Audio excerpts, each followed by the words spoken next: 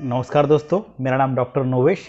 आज जो मैं आपसे टॉपिक शेयर कर रहा हूँ वो है गर्भ संस्कार के बारे में, जिसमें कि आता है मासानुमासिक का जो एएनसी पेशेंट है, एंटीनेटल केयर वाले पेशेंट, या जिसको हम प्रसूता कहते हैं या गर्भिणी जिसे कहते हैं, जो अभी प्रेगनेंस है, अभी इनको अभी प्रेगनेंसी रही है, उसके इसमें जो चरक संहिता है, अष्टांग संग्रह है, अष्टांग हृदय है, इसमें कुछ मासानुमासिक जिसे कहते हैं कि पहले मास से लेके फर्स्ट मंथ से लेके तो 9th मंथ तक इनमें कुछ दवाई का वर्णन किया गया है। तो ये दवाई का वर्णन मैंने पहले भी एक वीडियो अपलोड किया था। उसमें मुझे लगा कि उसको बहुत लोगों को इसमें क्यूरियोसिटी है उसमें, और उनको जानकारी और चाहिए। मुझे कुछ उस तरह के कमेंट्स भी आए थे कि इसमें थोड़ा हमें डिटेलिंग दीजिए करके। तो उसी कड़ी को मैं आगे लेके जा रहा हूँ। और इस समय में जो अभी इस बार मैं अभी आपसे शूटिंग वीडियो जो शूट कर रहा हूँ, तो मैं अभी 9 महीने का एक साथ ना बात करते हुए एक महीने का हम इसको लेते हैं। गर्भिणी को जो टैबलेट ली जाती है वो टैबलेट किस तरह से काम करती है, क्योंकि बहुत सारे लोगों को कन्फ्यूजन है या फिर जिज्ञासा है, या वो फिर थोड़ा माइंड उनको और चाहिए कि ये सच में काम करती है या नहीं करती है, या इसका कुछ काम है भी या नहीं है। क्योंकि जब तक साइंटिफिक वे से उस पर बात नहीं करेंगे वो क्लियरिटी नहीं आएगी। क्योंकि आज का जो युग जो है वो सभी लोग जिसे कहते हैं ना कि क्लियरिटी वाला है कि हमको बताओ, हमको उसमें क्या क्या कंटेंट्स है उसके बारे में, उस कंटेंट्स का फिर जो गर्भिणी है या फिर प्रेगनेंसी की जो लेडीज़ है उसमें क्या क्या रोल आते हैं, गर्भाशय के ऊपर क्या उसका रोल है, या फिर हार्मोन के ऊपर कुछ रोल है उसका, उस दवाई का या उस टैबलेट का, या फिर कुछ फॉलोपियन ट्यूब के ऊपर उसका कुछ रोल है, या जेनेटिक डिसऑर्डर के ऊपर कुछ रोल है उसका। तो ये सभी बातें जो लेते हैं दवाई को उनको रहती है। तो रहना भी चाहिए, मुझे लगता है कि रहना भी चाहिए, क्योंकि जब तक आप क्वेश्चनिंग नहीं करेंगे तो उसका फिर आंसर नहीं बन पाएगा। इसलिए क्वेश्चनिंग करना मुझे सही लगता है। कि कोई अगर पूछता है कि आपने ये प्रथम मास की गोलियां हमको चलाई है, तो उसका क्या हमारे लिए क्या यूज़ है उसका प्रथम मास की गोली चलाने में। तो मैं आज आपको प्रथम मास के गोलियों के बारे में बताऊंगा। सब ने शायद मुझे लगता है सुना होगा, या फिर कोई नए होंगे तो नहीं सुना होगा, लेकिन ज़्यादातर लोग अभी इसको प्रीफर करते जा रहे हैं मासानुमासिक गोलियों को लेने के लिए। तो इसमें फिर प्रथम मास में जो आ रहा है, मैं इसका एक श्लोक बताता हूँ आपको, अष्टांग हृदय का श्लोक है। तो इसमें आता है मधुकम शाक बीजम च पयस्या सुरदारुच, मीन्स 4 इसमें घटक द्रव्य है। एक आता है मधुका मीन्स मधुएष्टि, पयस्या करके एक प्लांट है जिसको हम शतावरी कहते हैं, पयस्या को।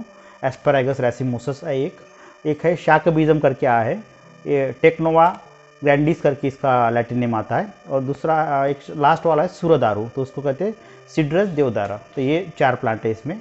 तो मैंने आपको 4 प्लांट के लैटिन नाम बता दिए, 4 प्लांट के नाम बता दिए। तो ये 4 प्लांट का इसमें रहते हुए ये भावना द्रव्य इसमें शतावरी को यूज़ करते हैं, उसको जो पाउडर को भावना देते हैं उसको बनाने के लिए, गोली बनाने के लिए। ये गोलियां जो रहती है इसका डोजेस है 2-2 गोलियां सवेरे शाम में रहती है गोलियों का डोजेस, और दूध के साथ में इसको है, और भोजन के पूर्व में लेना है। तो ये सब आपको ध्यान में आ गया। लेकिन अभी हम ये वीडियो बनाने का मेरा रीज़न था कि ये मुझे बताना नहीं था सिर्फ, ये तो मैंने पहले ही बताया है आपको, लेकिन इसके अभी हम थोड़ा डेप्थ में जाएंगे कि इसमें क्या क्या घटक है। तो गैब्रिन और गैब्रिडिन ये 2 घटक रहते हैं मधुएष्टि में। और जो हम जिसको कहेंगे कि सूरदारू करके एक प्लांट आता है, सूरदारू मीन्स सिड्रस देवदारा, इसमें फिर मेटाजेलिनोन करके एक इसमें घटक है। और इसमें दूसरा घटक है डायबेंजीन ब्यूटेलोलैक्टोन, ये एक घटक है इसमें। तो ये अलग अलग तरह की इसमें घटक रहते हैं। तो हम इसके बारे में थोड़ा और डेप्थ में जाएंगे कि क्या ये काम करते हैं। तो जैसा कि मैंने आपको कहा कि जो फॉलोपियन ट्यूब है उसमें स्निग्धता लाने के लिए जो गैब्रिन और गैब्रिडिन करके है, वो स्निग्धता लाने के लिए फॉलोपियन ट्यूब में अच्छा काम करता है। इससे क्या होता है कि जो एक्टोपिक प्रेगनेंसी है वो नहीं रहती है, जिसको कहते हैं ना कि जो स्पर्म और ओवा का जब फर्टिलाइज हो जाता है, स्त्री बीज और पुरुष बीज का जब फर्टिलाइजेशन हो जाता है, तो वो कभी कभी ऐसा हो जाता है कि फॉलोपियन ट्यूब के अंदर ही उसका जिसको कहते हैं कि हम रोया जाना, बीज का रोया जाना, उस तरह से हम कहेंगे। तो ये वहाँ पे नहीं होते हुए वो गर्भाशय में होना चाहिए कि कभी भी। तो ये करने के लिए वहाँ पे स्निग्धता लाने का काम जो है ये एष्टि मधु का जो घटक द्रव्य है वो करता है। तो ये आपको ध्यान में रखना है। और जो इसमें जो काम करने की क्षमता जो है, जिसको हम जेनेटिक कुछ डिसऑर्डर कहते हैं, इसका भी निवारण करने के लिए, बीज दोष का निवारण करने के लिए मधु एष्टि को इसमें लेते हैं, या एक उसमें काम आता है बीज दोष नष्ट करने के लिए। जिसको हमने कभी देखा होगा आपने कि जेनेटिक ही बच्चा कुछ विकलांग डेवलप हो रहा है, या फिर क्लेफ्ट लिप है, क्लेफ्ट पैलेट है, इस तरह से, या कोई उनका एक आधा जो अवयव जो है वो नहीं आ रहा है, या अच्छे से बना नहीं है, फॉर्मेशन अच्छा नहीं है, तो उस तरह की कंडीशन में ये मधु एष्टि कार्य करता है।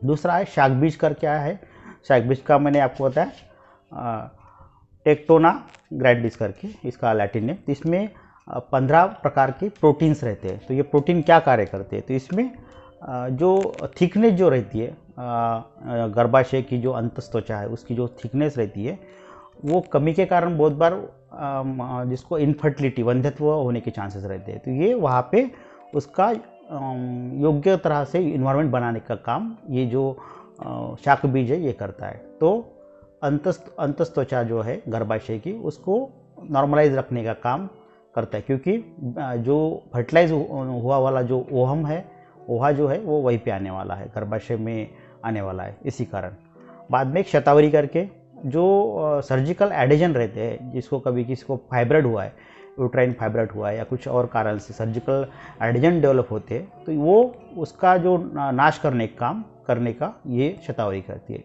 मीन्स हीलिंग एजेंट का अच्छी तरह से कार्य जो है ये करता है, क्योंकि बहुत बार सर्जिकल एडिजन के कारण भी गर्भ नहीं रुक पाता है, गर्भ नहीं वहाँ पे अच्छे से मेंटेन नहीं रहता है, इसी कारण फिर शतावरी का कार्य होता है। और सूरदारू का जो है, जो हम शरीर में जो फ्री रेडिकल्स बनते हैं, वो फ्री रेडिकल्स को नष्ट करने का कार्य ये सूरदारू करता है, जिसको कि सिड्रस देवदारा कहते हैं। इसमें जो घटक मैंने आपको बताया मैंने, तो वो मटेरिसिनॉल करके एक है, मटेरिसिनॉल एक घटक है, एक है डाइबेंजिल ब्यूटायरोलैक्टोन, ये घटक है। तो ये जो घटक है ये पेशी का वहाँ पे जो है अच्छा रखने का कार्य वो करते हैं, क्योंकि फ्री रेडिकल्स के कारण बहुत बार जिसको हम कहते हैं कि एनाबोलिज्म, कैटाबोलिज्म, इसमें फिर कुछ इस प्रक्रिया में बहुत बार फ्री रेडिकल्स डेवलप हो जाते हैं और ये फिर घातक होते हैं, इसका गर्भाशय के लिए घातक होते हैं। तो वो उसका बचाव के लिए ये सूरदारू रखा गया है। तो ये सिर्फ 4 प्लांट के ऊपर ही हमारा मासन मासिक का पहला महीने का है दवाई। तो ओवरऑल हमें क्या समझ में आ रहा है ये सब सुनते हुए, क्या तो मुझे ये लग रहा है कि गर्भाशय की प्राकृतिक स्थिति मेंटेन रखने के लिए उसका जो एष्टि मधु काम कर रहा है कि स्निग्धता लाना फॉलोपियन ट्यूब के अंदर, जिसके कारण से वो फिर एक्टोपिक प्रेगनेंसी नहीं होना उसको, क्योंकि बहुत बार एक्टोपिक प्रेगनेंसी होने के बाद में फॉलोपियन ट्यूब भी निकालना पड़ता है, और वो जो वहाँ पे जो जिसे कहते हैं कि वहाँ जो है वहाँ पे आया हुआ है उसको भी निकालना पड़ता है। तो ये सभी को निकालना पड़ता है उस अवयव के लिए। तो इस कारण वो ना होना, इसी कारण ये एष्टि मधु काम कर रहा है। कुछ फ्री रेडिकल्स को नाश करने का काम कर रहा है। एक एष्टि मधु का और भी एक कारण काम कर सकते हैं कि गुणसूत्र जो है हमारे, उसमें वो कार्य करता है कि विकलांगता ना आए, या फिर उसमें कोई डिफॉर्मिटी ना आए गर्भ में। तो उस तरह का एक कार्य है जिसको हम कहते हैं कि बीज दोष का निर्मूलन करने वाला ये एष्टि मधु है। शाक बीज का भी मैंने आपको कहा कि अंतस्त्वचा की जो घनता है, जो डेंसिटी है, वो रहने के लिए उसका कार्य हो रहा है शाक बीज का। तो ये सभी चीज़ें आपको ध्यान में रखते हुए इसमें ये तो जिसको कहेंगे कि 550 या 600 साल पुराना ये ग्रंथ है अष्टांग हृदय। पुराना मीन्स वहाँ बना हुआ है, ये ईस्वी सन 550 में बना हुआ ग्रंथ है। इसके पहले भी जो है लगभग 2000 साल पुराना, ईसा पूर्व 2000 साल पुराना चरक संहिता है, उसमें भी ये आया है बात। तो तब से ये ग्रंथ में लिखा हुआ है और वो चलते आ रहा है। तो उन्होंने उस पर स्टडी करके इसको लिखा गया, ये ऐसे ही लिखा गया नहीं है। सिर्फ आज के परिप्रेक्ष्य में हमें चाहिए कि ये क्या कार्य करते हैं, ये हमें बताना रहता है, या आपको मालूमात होनी चाहिए कि ये सच में क्या कार्य करते हैं। तो ये मैंने आपको इस वीडियो में बताया है। और भी मैं पूरा जो 9 महीने का वीडियो है, जैसे सेकंड मंथ का जो घटक है, थर्ड मंथ का, 4th, 5th, 6th, 7th, 8th, 9th month का, तो ये सभी इसके प्लान के बारे में हम पूरा जानकारी लेंगे और उसका गर्भाशय के लिए क्या प्रयोजन है और फिर उसमें बेबी जो है उसमें क्या प्रयोजन है। तो इस दोनों के बारे में हम अलग अलग से मंथली डिस्कस करेंगे। आपको अगर ये वीडियो अच्छा लगा तो आप ज़रूर इसको सब्सक्राइब कीजिए, लाइक कीजिए और अपने फ्रेंड सर्कल में जो माताएं हैं उनमें आप इनको सेंड कर सकते हैं, क्योंकि गर्भ जो है या फिर ANC है या गर्भनी है, प्रसूता, ये सब तरफ है। ये कोई एक रीजन में कोई नई विषय नहीं है, ये सबके लिए विषय है। तो सबको इसकी जानकारी मिले, इसलिए आप इसको सहयोग कीजिए। धन्यवाद। जय हिंद, जय आयुर्वेद।